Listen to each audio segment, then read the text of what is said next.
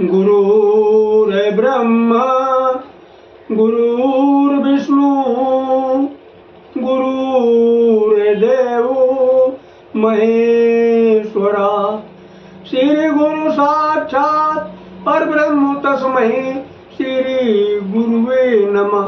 मित्रों, जय माता दी।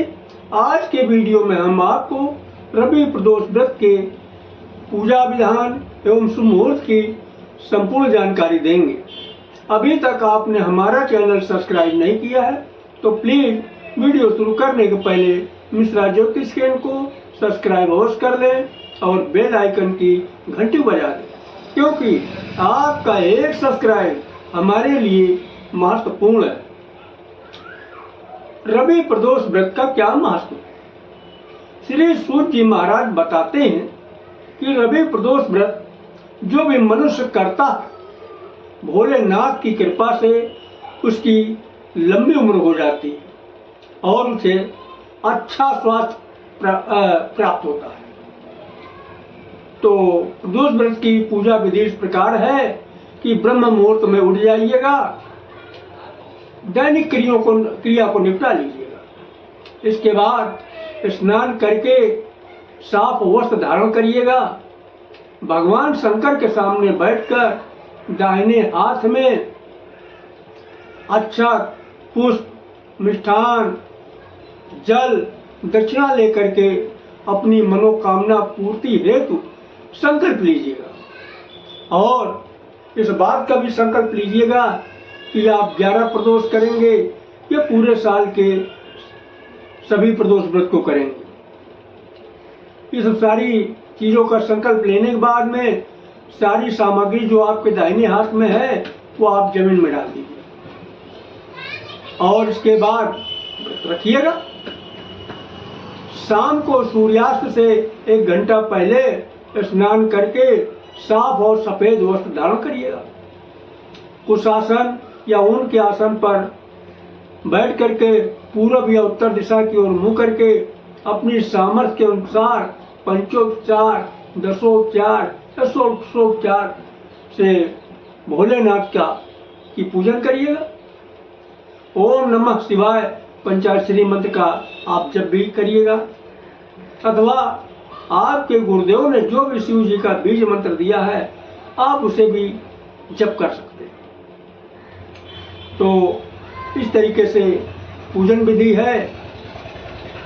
तो पूजन आरती करिएगा, साथ में व्रत कथा पढ़िएगा और व्रत कथा सुनिएगा। अगर आप पढ़े लिखे नहीं हैं तो आप व्रत कथा सुनिएगा, और अगर आप पढ़े लिखे हैं तो स्वयं जो है व्रत कथा पढ़िएगा। तो व्रत कथा इस प्रकार है। पुराने समय की बात है, किसी गांव में एक गरीब ब्राह्मण रहता था। उसके परिवार में सिर्फ 3 ही लोग थे, पति, पत्नी और उनका बेटा। पत्नी धार्मिक प्रवृत्ति की थी, नियमित वो प्रदोष का व्रत रखती थी, और उसका बेटा जो है नियमित गंगा स्नान को जाता था। एक दिन गंगा स्नान करने जा रहा था, उनका पुत्र रास्ते में पुत्र को कुछ चोरों ने घेर लिया और उसकी तलाशी लेने लगे। उससे पूछने लगे, भाई तुमने कहाँ जो है अपने पैसे छिपा रखे हैं? उसने कहा, मेरे पास पैसे नहीं है। पहले सही बताओ। उसने कहा, पैसे नहीं, मैं झूठ नहीं बोल रहा हूँ। तो चोरों ने समझा झूठ बोल रहा है, 2-3 थप्पड़ मारे। इसके बाद में तो कोई पैसा नहीं मिला। चोरों ने कहा, इसने आज हमारी जो है बोनी खराब कर दी, और 2 लाते मारी। 2 लाते मार के कहा, भाग जाओ, अब दोबारा नहीं दिखाई देना इधर। फिर जो है ब्राह्मण बालक दुखी होकर वहां से चल दिया, और चलते चलते चलते वो थक गया। तो एक बरगद दिखाई दिया रास्ते में। बरगद के छाया के नीचे वो बैठ गया, और थोड़ी देर में उसे नींद आ गई, क्यों थका हुआ था ही वो। इसी बीच में राजा के सिपाही आ गए। राजा के सिपाहियों ने उसे ये समझा कि ये चोर है, और चोर समझ के ब्राह्मण बेटे को पकड़ लिया और ले जाके राजा के सामने हाजिर कर दिया और कहा, महाराज ये चोर है, इसको मैंने पकड़ा। राजा ने सिपाहियों की बात मान ली। लड़के ने बहुत सफाई देने की कोशिश की, लेकिन राजा ने लड़के ब्राह्मण बालक की कोई सफाई नहीं सुनी, को जो है जेल में डाल दिया। और उधर उस लड़के की मां प्रदोष व्रत रखती थी, और संयोग की बात उस दिन प्रदोष व्रत था भी। इधर दिन में जो है बालक को जो है जेल में डाला, रात में राजा को स्वप्न में क्या दिखाई दिया कि भगवान जो है आए हैं, स्वप्न में बोल रहे हैं, हे राजन, जिस लड़के को तूने जो है जेल में डाला वो बेकसूर है, उसे तत्काल छोड़ दे, नहीं तो तेरा जो है राज चौपट हो जाएगा, तू किसी काम का नहीं बचेगा। ये स्वप्न देखते ही राजा एकदम घबरा गया और वो उठ के बैठ गया। देखा तो घड़ी में टाइम देखा तो रात बहुत लंबी बाकी थी। राजा ने किसी तरीके से रात काटी और सुबह होते होते उसने सिपाहियों को बुलवाया और सिपाहियों को बुलवा के कहा, इस लड़के से इसके घर का एड्रेस पूछो और उस लड़के के घर पे जाओ कि माता पिता को जो है इज्जत के साथ यहाँ दरबार में लेके आओ। सिपाहियों ने राजा की बात मान के उस ब्राह्मण बालक के घर पे गए, तो वहां पर उस ब्राह्मण बालक के माता और पिता मिले। सिपाहियों को देख के वो भी डर गए, लेकिन कहा कि आप लोग डरिए नहीं, राजा साहब ने आपको कहा है ब्राह्मण पति पत्नी को आप जो है हमारे पास इज्जत के साथ ले आइएगा, सम्मान के साथ लाइएगा, तो आप डरिए नहीं। तब जो है ब्राह्मण और ब्राह्मणी के मन में थोड़ा सा शांति हुई। फिर ब्राह्मण ब्राह्मणी चले भाई और आके जो है सिपाहियों के साथ राजा साहब के सामने हाजिर हुए। जब राजा साहब के सामने हाजिर हुए तो राजा साहब ने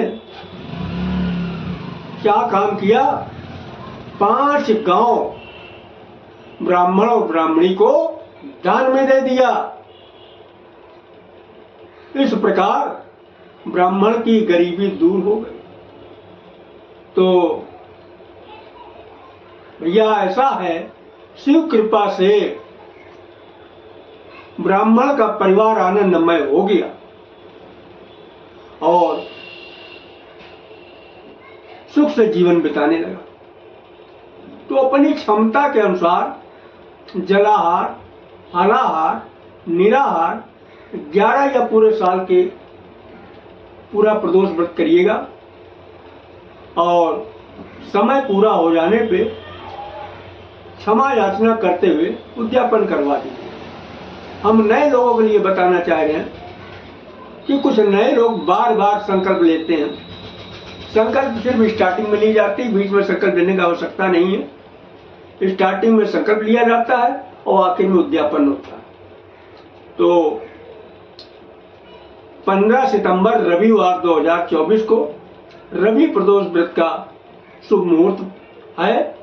बोलो शंकर भगवान की जय। अगर हमारा वीडियो आपको पसंद आया है तो मिश्रा ज्योतिष केंद्र को सब्सक्राइब करें, लाइक करें और अपने इष्ट मित्रों में अधिक से अधिक शेयर करें तथा कमेंट बॉक्स में जय माता दी लिखना न भूलें। हमारे इन वीडियो के लिंक डिस्क्रिप्शन बॉक्स में दिए हुए, आप चाहें तो उन्हें भी देख सकते हैं। ये हमारे सारे पॉपुलर वीडियोज हैं। आवश्यक सूचना, आप पर कहीं से किसी ने तंत्र प्रयोग करवाया है, आपके बच्चों पर, आप पर या आपके परिवार पर किसी ने जादू, टोना या मारण प्रयोग करवा रखा है, आपके घर में भूत, प्रेत, पिशाच आदि बुरी शक्तियों का निवास रहता है, आपका बच्चा दिन प्रतिदिन सूख कर कांटा होता जा रहा है, आप परेशान रहते हैं।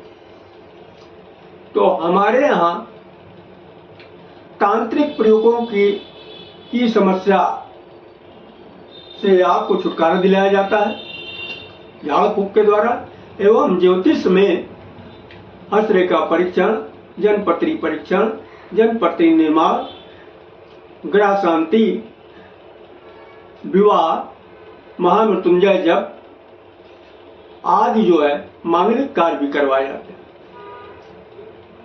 Mobile number 9807-225523, WhatsApp number 9807-225523, Mishra ज्योतिष के कम्युनिटी सेंटर सामने, पार्क के पार, केशवपुरम, आवास विकास नंबर 1, कल्याणपुर, कानपुर नगर। जय माता दी।